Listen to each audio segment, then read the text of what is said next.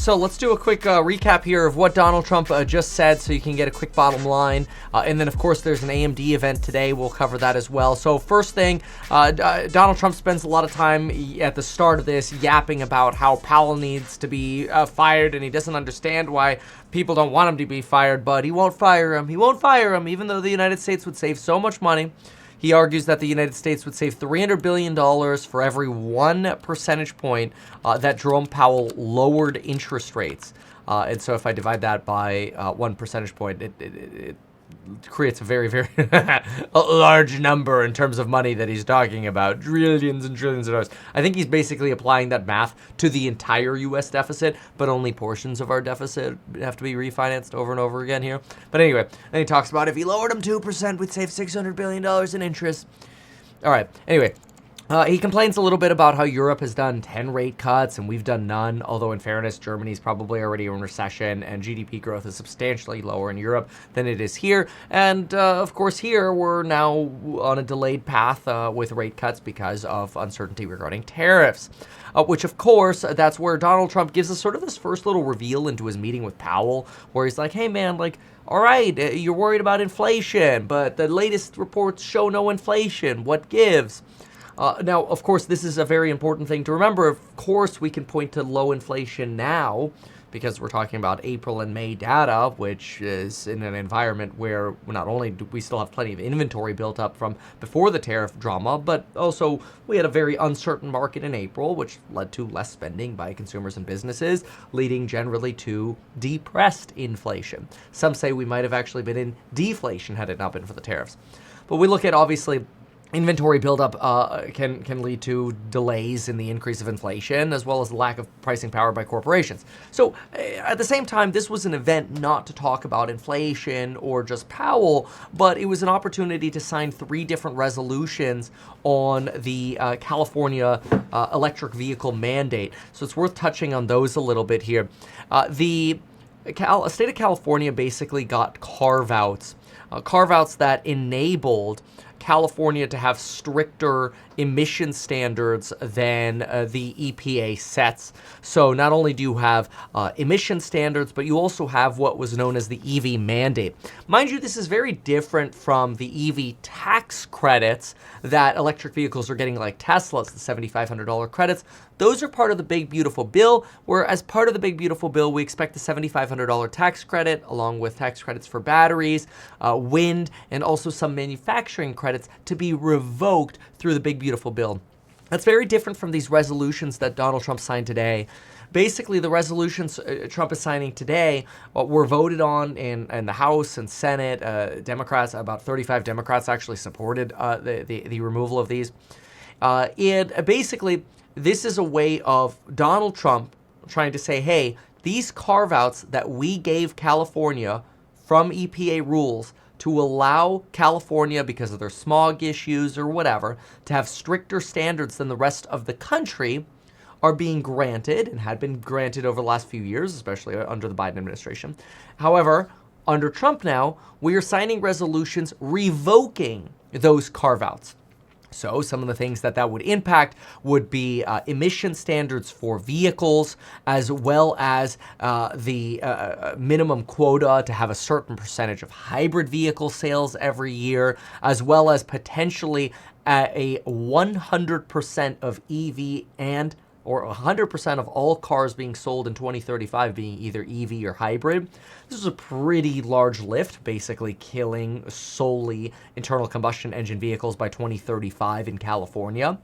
We recently passed the Congressional Review Act to revoke that EPA waiver, giving California the right to be able to do that. Part of this happened because we're having a really slow pickup in how many vehicles are actually electric vehicles and hybrids in California. Part of that is probably because you have this concern about not only charging deserts, the Hill points out here, where you just don't have chargers in a lot of different areas. We're still adopting the national standard that Tesla uses for chargers, but you just don't have chargers everywhere. The uptime on chargers isn't great. If you live in an apartment, you don't necessarily have access to good charging infrastructure. I actually installed a charging post on my curb, on the other side of my sidewalk because I don't have a driveway. because I own that little strip. But the city didn't like it. The city's like, you need an easement to be able to do this, so I had to take it out. But I did that like 3 or 4 years ago because I'm like, this is annoying, like to charge your car when you don't have a driveway or a place in a garage to do it. So, there's also talk about the installation costs for chargers. I installed my charger myself, but that was because my charger was also relatively close to my electric panel. But some people's electric panels are too full, or you're still on a fuse box and you don't actually have the sub panel. So you're spending $1,000 just to upgrade your panel with a sub panel to put in an EV charger. And then you got to actually have the charging cable and the charging outlet for it. That's going to run you another $250 to $500 or whatever. So there's some costs involved in this as well. And because, pricing is so high right now for so many things in our lives, even Democrats are showing, hey, this is frustrating. Like, we can't force everybody to adopt, electric vehicles, give people a choice. And of course, Donald Trump is pitching, hey, this is exactly what GM and Toyota want. We want to give people the freedom to choose an ICE vehicle or an electric vehicle. We don't want to force people to get an electric vehicle and give them the choice instead. That's basically the idea of what Trump's doing with these resolutions. Now, Trump also gave us some other comments on Iran and China, which I want to talk about. But I want to quickly mention that keep in mind, one of the reasons we're seeing lower EV adoption is just because gas prices have been coming down. Now, we did have a little bit of a spike in the last few days because of tensions regarding a potential Israel strike on Iran, which we'll talk about in just a moment because Trump talked about it. But, as gas prices come down, it becomes less desirable to convert to an electric vehicle. It becomes less necessary, right?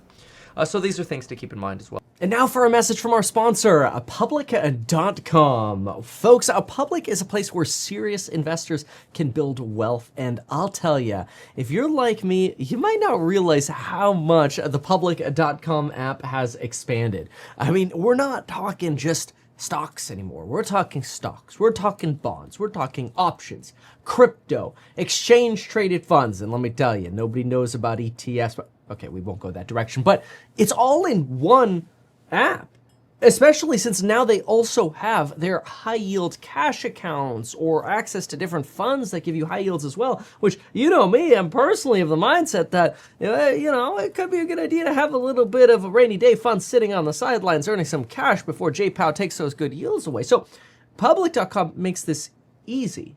On top of that, they're integrating AI tools and fundamental data and analytic tools right into the app. They call it Alpha, which is awesome. I like that phrase a lot too. In fact, everyone's looking for some more alpha after all. Now, what's neat about Public is you can fund an account in less than 5 minutes, maybe even less. And if you transfer your old portfolio over to Public, you could earn up to $10,000 as a bonus. Now, that's the kind of free money that I love, especially if I'm getting more bang for my buck. So if you're at a different brokerage and you're looking for a change, in my opinion, give Public.com a try. You could download the app, you could use my link in the description and down below and check them out. Public.com, use my link in the description. Now, Donald Trump also talked about these Israeli strikes on Iran. He says that they're not imminent, but could well happen.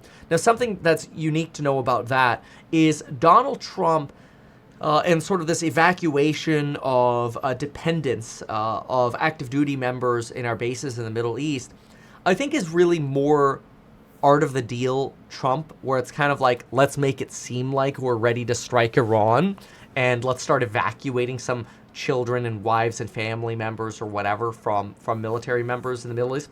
So I think it's a little bit more of a negotiation ploy and not necessarily a sign of an imminent strike. I mentioned that this morning as well, and Donald Trump did just echo that a strike is not imminent, but could very well happen. He reiterates that we've had good discussions with Iran, but it's very clear and simple. Iran cannot have a nuclear weapon.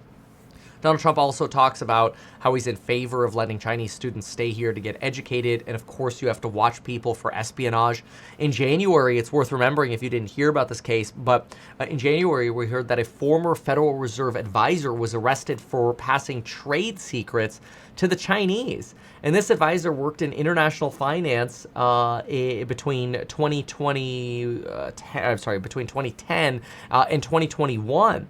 And ended up passing these trade secrets to the Chinese and worked at the Fed. Now, obviously, this person ended up getting caught, but like the theft of trade secrets is very common. And I think Trump is right to say that, like, you don't only have to watch students, you have to watch other people as well. I mean, we've even had politicians sleeping with Chinese spies and giving them trade secrets. So, like, these things happen in our history, and this is very common. I'm sure we have American CIA agents sleeping with other politicians around the world as well. What an industry. Anyway, China, regarding China, no actual positive comments on trade here. In fact, if anything, a little bit more inflammatory. Donald Trump talks up how we're protecting our unions, but remember, when we protect our union workers, you're really taking from millions of Americans who could have cheaper products if we had free trade globally, which I realize we don't beyond even our tariffs. Chinese violations of our IP rights and other issues as well are worth addressing. Editorial board of the Wall Street Journal obviously saying there are better ways to do this than tariffs, but topic for a different video. We discussed that in our PPI video this morning as well. You should watch it if you haven't seen it yet. Very important video, by the way, on the cracks in PPI. So watch that if you haven't yet. You can also download the Meet Kevin app to make sure you're not missing any notifications on economic news, because YouTube's just not going to feed you them all, especially as we're now in office and posting more while we wait to go buy deals with House Hack, which we'll see, because once we get to buying deals with House Hack in the third and fourth quarter, we're going to be really busy again. So hopefully we can keep up live streams for as long as we can. But right now we're kind of in the waiting period for House Hack, which is great. And if you want to invest with us, you could take advantage of getting that 5% yield, which is just our rents that we're basically paying out. A little bit more than that. But learn more about it over at househack.com. Read our paperwork, risk with every investment, but we're open to non-accredited investors. Now, mind you, there's also this case of a Chinese individual now being blamed for stealing Optimus trade secrets. I'll do a separate video on that, but IP theft is very, very common in America. So these are real issues. On top of that, you also just heard Donald Trump flip-flop on our farm workers. That's because we just had in, Oxnard, California, which is 10 minutes away from me, get, ice raids on our fields, our strawberry fields or wherever else, basically rounding up our farm workers. And one of the things I said in my immigration video yesterday, which I also encourage you to watch if you haven't seen it yet, but one of the things I said in our immigration video is yesterday, I understand the right-wing media wants to promote that, we're arresting all these violent criminals. Sure, it's easy to cherry pick when you arrest 1,000 people, the 10 people that are criminals. But let's be real, that's a 1% capture rate of criminals. And that means 99% of the people you're arresting are just people trying to get ahead in the world. Now, understandably, the argument is fair that they are illegal, but they were also led to believe that it is okay to be here and basically earn your keep in America if you follow the law otherwise. So this is decades of immigration mismanagement by both Republican and Democratic administrations, and Trump's administration won. So it's a terrible thing. But now Donald Trump is sort of flip-flopping on arresting people on fields. So the title of the video, maybe not the best title of the video, but I put former governor candidate responds, LA ice raids. I think it's actually a good video, it's worth seeing the broader perspective in that video. So check that out.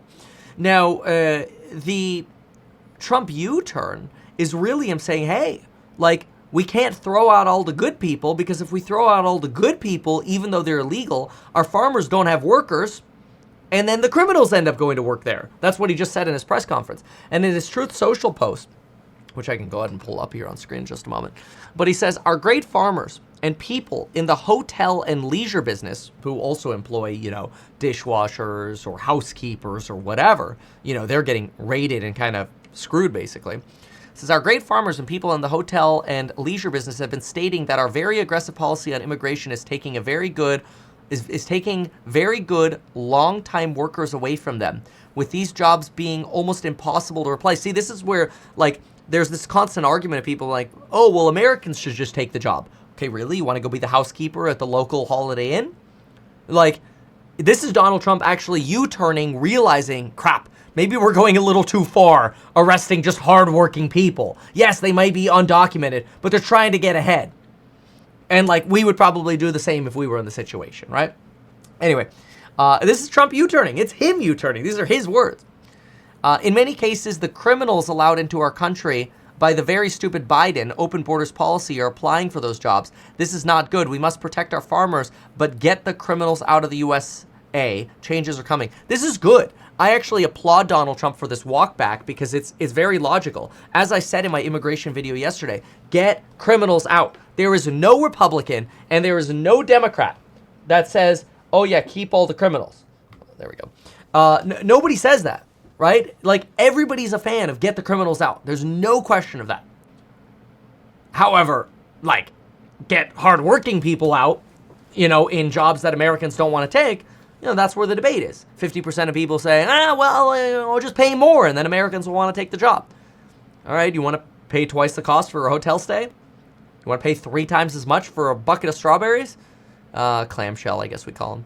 But anyway, you know, things to think about. So this is what Donald Trump just said. I actually think it's very insightful because it tells us that the Iran situation may be less of a big deal because I think it's more posturing in negotiations. Great immigration U-turn by Trump. I applaud him for that U-turn because I think what they were doing was a little too extreme. As far as China, still no real good news there. And then rolling back the California, EV mandates. Gavin Newsom's going to be a little weenie bitch and he's going to like sue Donald Trump over this very, very soon. I would expect within the next day or two, he's going to try to sue again. But this was an EPA carve out. And technically you could take that back. So, you know, without like lawyering this out, I suspect that Trump might be able to pull those resolutions off, especially since they're an act of Congress that he's signing. So we'll see. Anyway, that gives us an update on what Donald Trump just said. Make sure to get the Meet Kevin app, by the way, to get my summaries on all these topics. Why not advertise these things that you told us here? I feel like nobody else knows about this. We'll try a little advertising and see how it goes. Congratulations, man. You have done so much. People love you. People look up to you. Kevin Paffrath there, financial analyst and YouTuber. Meet Kevin. Always great to get your take.